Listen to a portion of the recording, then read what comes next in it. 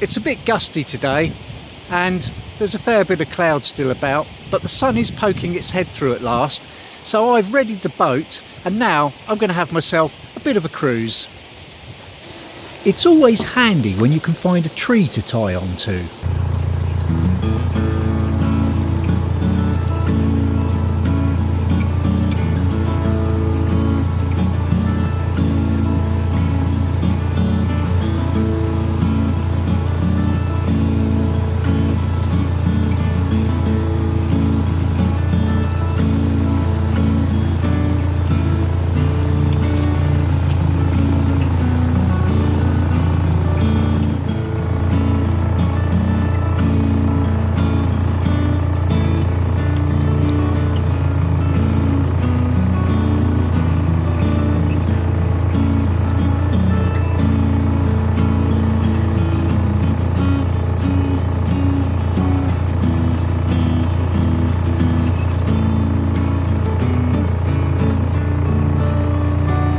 Well, I've just pulled up at the lock landing stage and true to form, it's already started to rain a bit, but we'll carry on and see what happens. See how they work.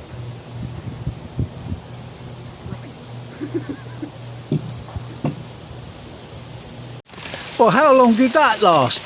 Not long. It's tipping it down already.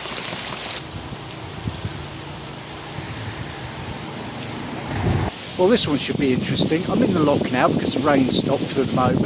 Blue skies overhead and all that. But right beyond the lock, there's a swing bridge. So I think what I'm going to have to do is stay in the lock, get the swing bridge ready, and then just sort of gun it through all in one go. I'll have a look.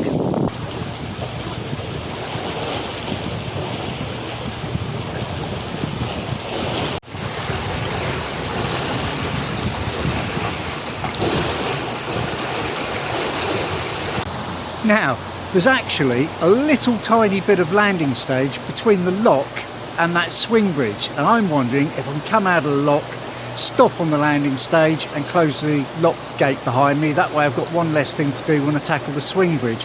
But when I came through here a long time ago, I seem to remember somebody in another boat telling me that that landing stage, the gap between the lock gates and the swing bridge, wouldn't actually be long enough for my boat. So I'm in two minds about this.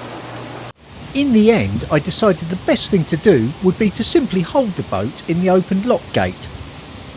Well, as it turns out, there's just someone stopped on the other side of the swing bridge there. There's a water point and I need that water point too. So I can't get on the water point now, so I'm going to have to wait for them to come up through and we can sort of, you know, cross over here at the bridge or just before or something like that. But there's no point in me going through at the moment. On a plus side, the people from the other boat will be able to close up the swing bridge for me, so it'll save me a little bit anyway. And look who's moored just the other side of the bridge. It's Ozzy the fuel boat getting his fuel delivered. I filled up off of him when he came past the other day, but I could do with a gas, so I'll get one from him in a minute. Hey, yeah. Ozzy has very kindly offered to do the swing bridge for me.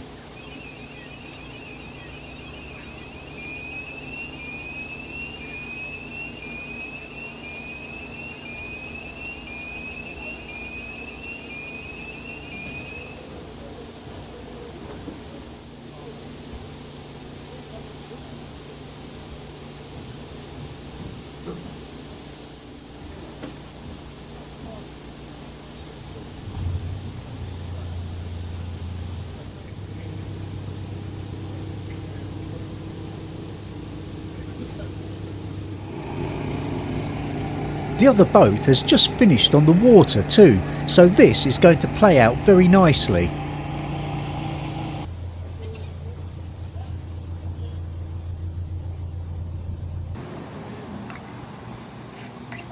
Taps always have a wide screw thread, so you need to make sure you have a suitable adapter.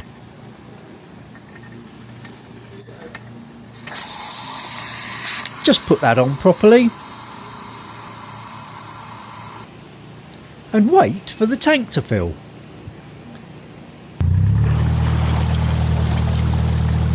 I remembered to grab a gas bottle from Ozzy, so away I go. That was quite a productive little stop in the end. Sorry about the shaky footage.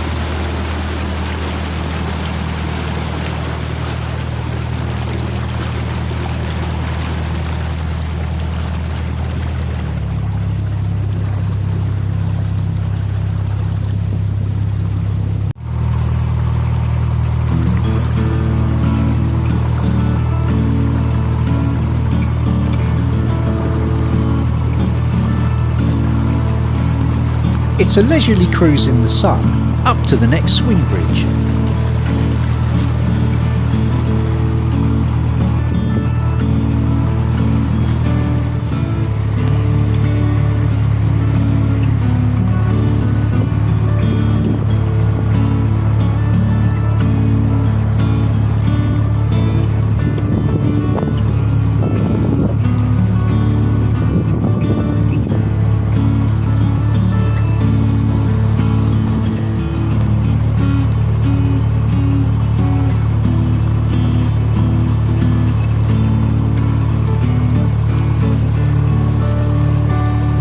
There's a very ornate, if somewhat precarious looking footbridge straddling that weir.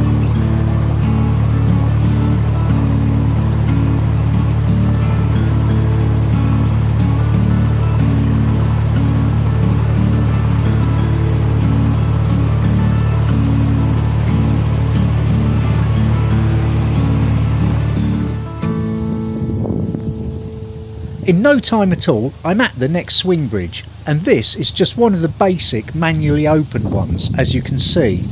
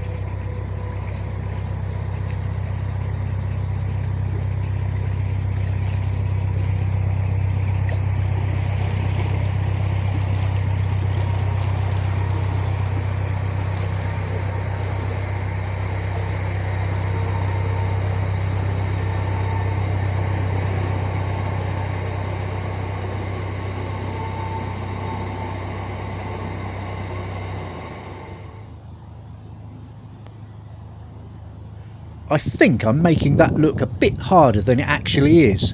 That swing bridge is quite well oiled as it happens.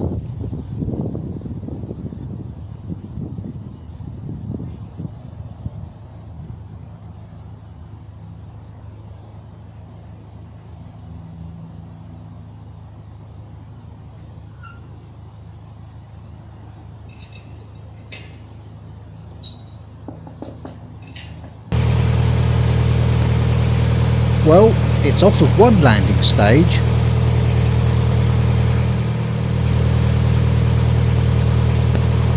A couple of minutes cruising.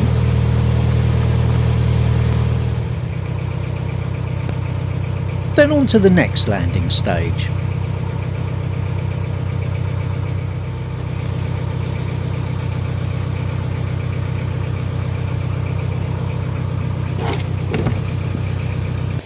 This is lock number 100, Sulhamstead lock.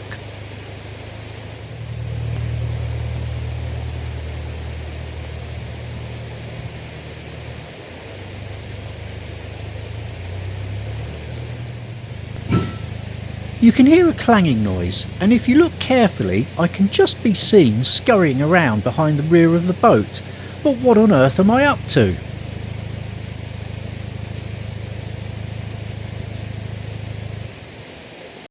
Oh, just had something of an emergency. Just pulled up in the lock and so went to turn the engine off. I smelt this smell.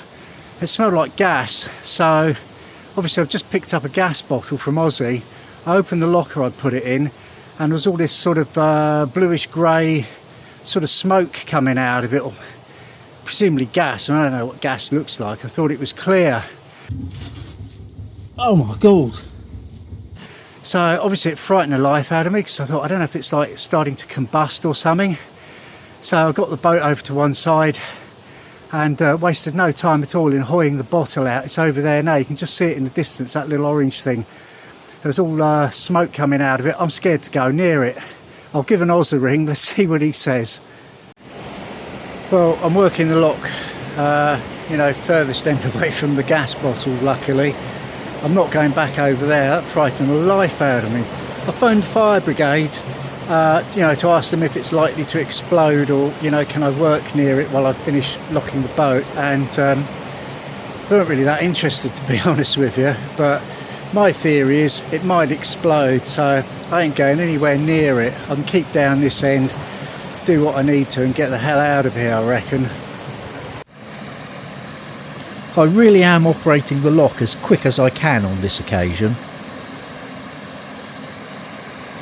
Well, managed to just work the lock from this end. One of the gates at the stern of the boat wasn't quite shut, but opening the paddles at this end got a little bit of water flowing, and that gate shut okay without me having to go over there, over to near where the suspicious gas bottle is.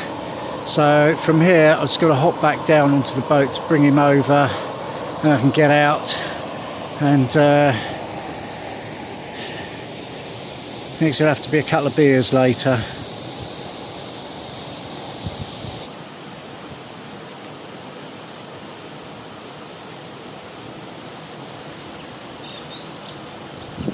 You can see I'm really putting my back into this one.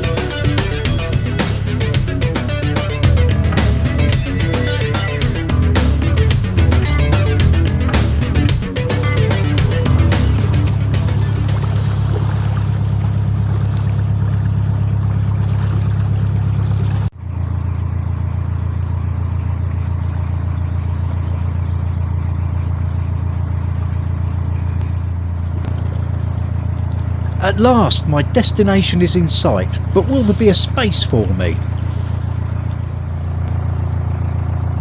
Yes, there you go, dead ahead.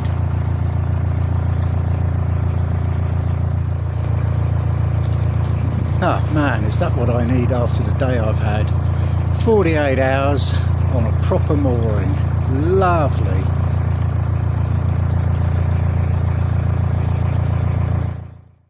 Well, that's turned out to be quite an afternoon's adventure for me. I'm very glad, in fact, to find just a little further up from where I was. There's a really good place to stop. I'm moored on the rings, 48 hours, no messing about with weeds, pins and all the rest of that nonsense. So I've pulled in. I'm definitely going to call it a day for today. I happen to know there's a co-op up the road, so a little bit of a resupply again, and I think that's me done for the day, to be honest with you. Interestingly, or at least it is if, like me, you remember the 80s, I'm actually moored opposite Kate Bush's house.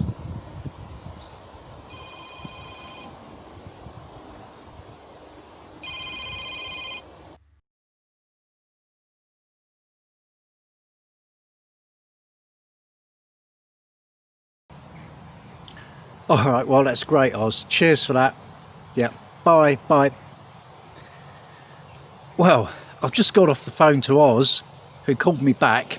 I did ring him in the midst of that gas emergency, and he says most likely what's happened, that gas bottle could have been just a little bit overfilled when I got it.